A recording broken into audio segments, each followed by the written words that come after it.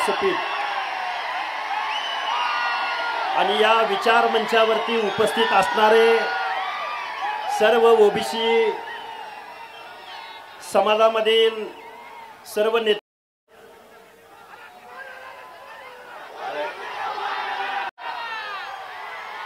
भुजबळ साहेब, मुंडे साहेब, तुमची जोडी या व्यासपीठावरती बघून स्वर्गीय गोपीनाथराव मुंडे साहेबांची, समीर भाऊ, पक्ष पार्टीच्या पलीकडे जाऊन 2011 साली जातनिहाय जनगणनेच्या प्रश्नावरती भारतीय जनता पार्टीचा देशाचा नेता, शीर्षस्थ नेता स्वर्गीय गोपीनाथरावजी मुंडे साहेब त्या संसदेला जातनिहाय जनगणना झाली पाहिजे म्हणून पक्ष पार्टीच्या पलीकडे जाऊन खासदार समीररावजी भुजबळ साहेब, रामविलासजी पासवान, लालू प्रसादजी यादव या सर्व नेत्यांच्या बरोबरीनं ओबीसीच्या प्रश्नावरती दिल्लीच्या संसदेला घेराव घालण्यामध्ये सामील झाला होता। आज निश्चित मुंडे साहेबांची आठवण होते। खरं तर मी रोज बोलणारा माणूस आहे, 1-2 मिनिटांमध्येच मी माझं मनोगत तुमच्या समोर मांडेन। आपण बीड जिल्ह्यामध्ये सगळेजण उपस्थित आहात।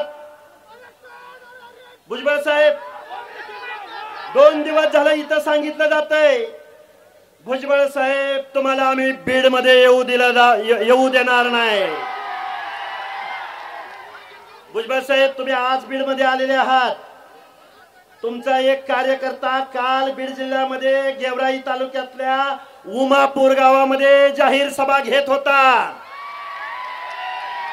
हे का सांगतोय?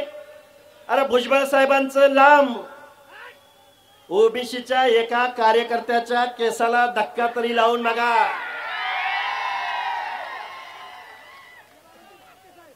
अरे बीड जिल्ह्याची भूमी आहे, खूप काही बोलता येण्यासारखं आहे।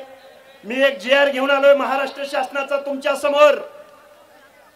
या GR मधलं एकच वाक्य मी तुमच्या समोर वाचून दाखवतो। भुजबळ साहेब, हा GR हा ओबीसीचं आरक्षण संपवणारा आहे।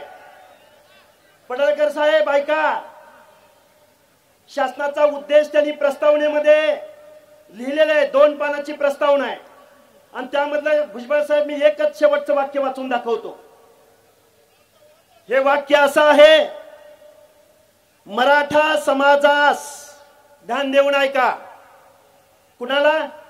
मराठा समाजास जात प्रमाणपत्र मिळण्याच्या प्रक्रियेत अधिक सुलभता यावी याकरता शासन निर्णय घेत आहे। कुठल्या समाजास? कुठल्या समाजास? तायवाडे साहेब, तुम्ही म्हणता की कुणब्यांना आरक्षण दिलंय, या GR द्वारे